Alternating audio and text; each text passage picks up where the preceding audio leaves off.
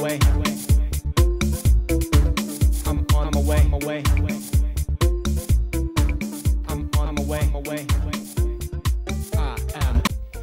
Allora, siamo con Simone Pacello, un fenomeno, non perché sia particolarmente bravo, ma perché è un fenomeno della rete, in qualche maniera sposta 700.000, 800.000, 900.000 e chi già più ne ha più ne metta click sui video che fa, prende per i fondelli la gente in maniera... Quindi fai attenzione, potrebbe partire da un momento all'altro. Ma infatti ero in dubbio se mettermi in video, volevo mettermi fuori perché tu normalmente fai questo, però insomma, come dire, confidiamo nella benevolenza. Senti, allora... 700.000, questo che ho detto adesso, un botto di click, ma stanno bene quelli che... Non lo so, questo è sempre qualcosa di inspiegabile, cioè la mia prima domanda è perché? Cioè tipo perché la gente è spronata a vedere i miei video? Infatti questa è una domanda a cui non ho ancora una risposta, infatti io lo chiedo proprio a loro, cioè perché continuate a seguire i miei video? A me sono anni che li vedono, cioè poi io mi sarei scocciata, cioè io mi conosco e non sono una persona così bella da conoscere, però... Però non è vero che ti saresti scocciato, perché tu per farli hai provato, hai fatto diverse strade andando a sbattere contro diversi muri, se non vado errato, fino al punto tale che poi hai trovato un guizzo che è stato Facebook e poi ti ha tirato giù, cioè anzi su anche i like o comunque le visualizzazioni. Esattamente, io ho cominciato da scuola, in classe proprio, con i miei compagni di classe, proprio perché non volevamo studiare, questo era proprio l'incipit, inventiamoci un qualcosa per guadagnare senza studiare, questo era un po' il compromesso che avevamo inventato e col tempo ci sono voluti 3 anni, però ho dovuto abbandonare tutti i miei amici, però alla fine è fruttato un qualcosa.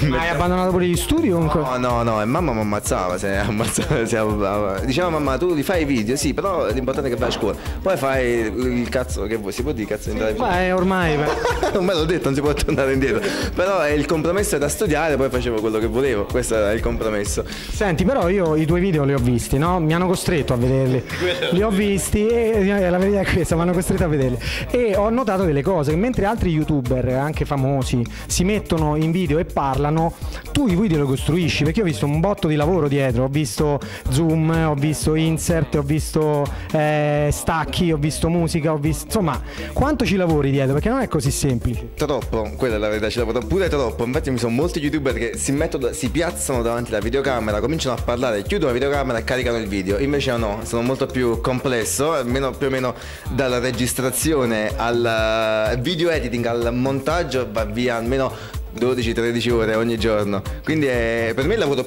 anche di più rispetto a un lavoro normale, quindi penso che mi licenzierò a breve perché non ne posso più. Non credo, casomai ti dai un aumento, no? Un aumento o mi licenzio.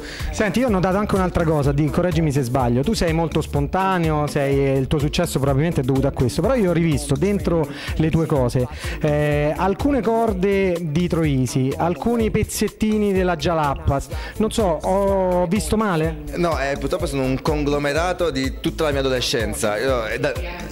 No, Siani non mi piace. Allora, la voce fuori campo ha detto Siani No, se sta guardando Siani è il mio comico preferito, però sono un conglomerato, un tutt'uno di tutto ciò che ho visto durante l'adolescenza, la Jalapas, io sono del 96, ho 19 anni, non sono un vecchio, però Perché guardi me? No, lo dicevo perché sei il mio interlocutore più vicino, non mi permetterei mai, anzi, però diciamo con la Jalapas, Maccio Capadonda, diciamo sono un po' un tutt'uno, ho preso le parti migliori da ognuno e penso che sono rimaste dentro e l'esterno in ogni video.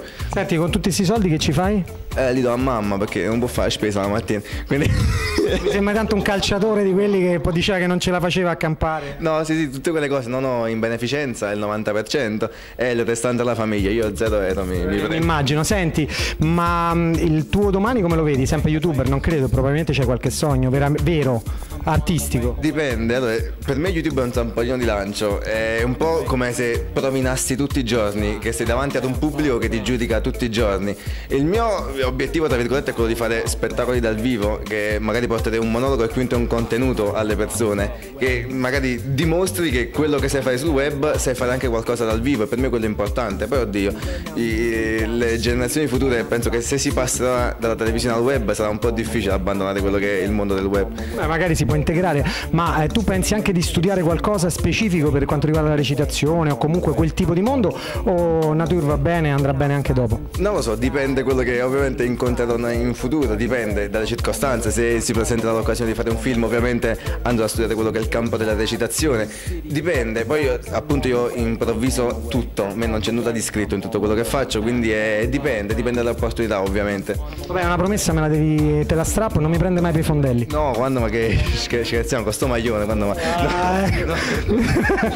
Ti ringrazio. No, comunque grazie a Simone, perché non è comunque facile oggi avere un'intervista. Loro sono, ecco, una cosa però alla fine te la volevo dire, perché le ragazze, prima ci stanno un botto di ragazze che stanno strappandosi i capelli, le troverai calve ormai, perché si stanno strappati i capelli, quindi non le troverai più.